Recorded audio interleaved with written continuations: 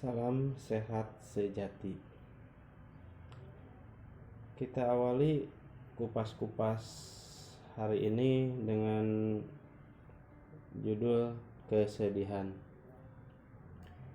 Kesedihan ini bisa muncul kapan saja dan kepada siapa saja, juga di mana saja. Kesedihan ini sejatinya adalah hal yang normal yang akan terjadi pada manusia, atau hal normal atau manusiawi yang akan dialami oleh setiap insan. Rasa ini muncul sebagai akibat dari suatu sebab yang telah atau pernah kita tanam. Sebabnya bisa macam-macam, entah itu dari jenis sebuah harapan yang tidak terlaksana, atau bisa juga dari impian yang belum terwujud atau belum tercapai. Mungkin juga karena kehilangan seseorang yang kita cintai, ya karena konflik, atau karena orang yang kita cintai ini pindah alam begitu. Dan masih banyak lagi hal-hal yang bisa memunculkan perasaan sedih tersebut. Kekecewaan yang mendalam itu bisa memunculkan kesedihan. Ketakutan yang berkepanjangan pun juga bisa memunculkan kesedihan. Nah, kesedihan ini akan melekat pada diri kita. Ia akan mengendap di dalam dada dan tersimpan di pikiran kita. Mungkin ini lama-kelamaan bisa lupa. Akan tetapi percaya tidak percaya, jika perasaan sedih ini menumpuk ditambah dengan mendalam dan berkepanjangan, maka ia tidak akan larut begitu saja gitu. Ia akan tersimpan dan mengendap di alam bawah sadar kita. Dan andai kata pikiran alam bawah sadar kita penuh, maka kesedihan ini akan meluap keluar. Dan apabila tercampur dengan energi negatif lainnya, maka tubuh kita akan bergerak di luar kendali kita gitu.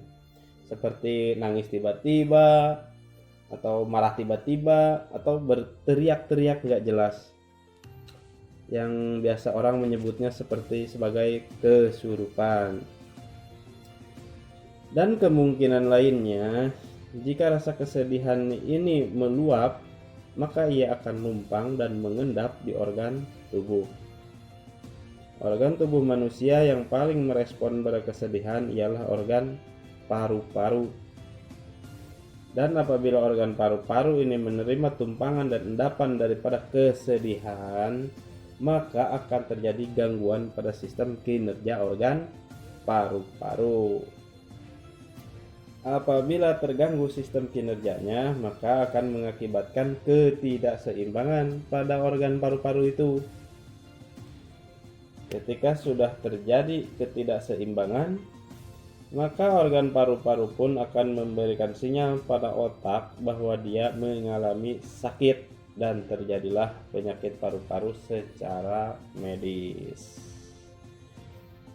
Tetapi kita di sini tidak akan membahas secara medis ya, itu kan sudah ada bagiannya.